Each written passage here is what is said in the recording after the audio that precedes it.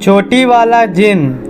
बहुत पहले की बात है, एक गांव में एक कुम्हार और उसकी बीवी रहते थे। कुम्हार स्वभाव से लालची था, जबकि उसकी बीवी अच्छे स्वभाव की महिला थी। कुम्हार मिट्टी के बर्तन बनाकर अपने घर का गुजारा चलाता था, लेकिन वह इससे संतुष्ट नहीं था। वह ज्यादा पैसा कमाना चाहता था। उसने बड़ी मेहनत से कुछ मिट्टी के बर्तन बनाए, जिसे वह बेचने के लिए शहर चला गया। उसे अब की बार अपने मिट्टी के बर्तनों का अच्छा दाम मिलने की उम्मीद थी, लेकिन अब की बार भी उसको पहले वाला ही दाम अपने बर्तनों के लिए मिल रहा था। उसने उसी दाम में अपने सभी बर्तन बेच दिए। बर्तन बेचने के बाद शाम हो गई थी। वह उसके बाद अपने घर के लिए निकला, लेकिन जाते जाते रात हो गई। घर जाने के लिए उसको एक जंगल से होकर गुजरना पड़ा। जंगल में कुम्हार को एक पेड़ के ऊपर एक जिन नजर आया, जिसकी एक चोटी थी। पहले तो वह जिन को देखकर डर गया, लेकिन तभी उसको अपनी दादी की याद आई, जो उसको जिनों के बारे में बताती थी कि यदि जिनों की चोटी हाथ में आ जाए तो वह सब इच्छा पूरी कर देता है। कुम्हार ने एक तरकीब सोची और जिन को बोला, मुझे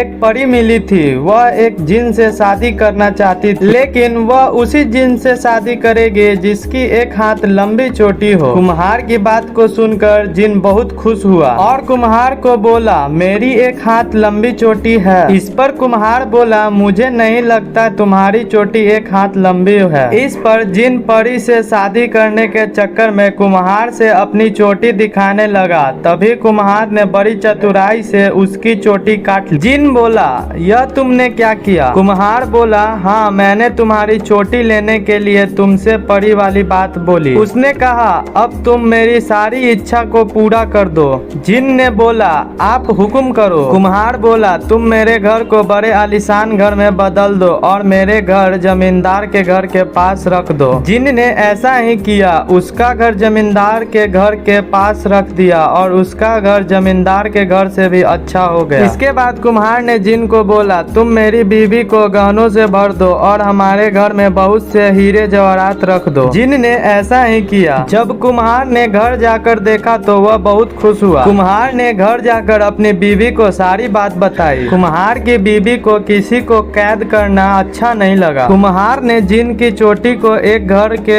एक बर्तन के अंदर छुपा दिया। इसके बाद कुम्हार और उसकी बीवी के दिन पूरी तरह से बदल गए। जमींदार की बीवी और अन्य गांव की महिलाएं कुम्हार की बीवी के गहने देखने के लिए आने लगे। कुछ दिनों के बाद दिवाली आने लगी तो कुम्हार की बीवी कुम्हार को घर की साफ सफाई करने को बोलने लगी। कुम्हार ने कहा, हमको घर की साफ सफाई करने की क्या जरूरत है, हम यह जिन से करवा सकते हैं। इसके बाद उसने ताली बजाई और जिन हाजिर हो गया। कुम्हार ने जिन को पूरे घर की साफ सफाई करने को बोला। इसके बाद जिन घर की साफ सफाई करने लगा। जिन से सफाई करते हुए वह बर्तन गिर गया जिसमें जिन की चोटी थी। जिन ने चोटी को उठा लिया। कुम्हार ने उसको यह करते हुए देख लिया। कुम्हार ने चोटी मांगी, लेकिन जिन इतना भी बेवकूफ नहीं था। उसने कुम्हार को चोटी नहीं दी और बोला, तुमने चालाकी से मेरी चोटी लेकर मुझे गुलाम बना लिया था, लेकिन अब मैं तुम्हारी जो पहले हालत थी वही हालत कर दूंगा। यह कहकर जिन ने कुम्हार का घर वैसा ही कर दिया जैसे पहले था और उसने सारे गहने भी ले लिए। कुम्हार इससे बहुत दुखी हो गया। कुम्हार की बीवी बोली, आपके हाथ में बर्तन बनाने का हुनर है, आप फिर से बर्तन बनाइए। इसके बाद कुम्हार फिर से बर्तन बनाने लगा।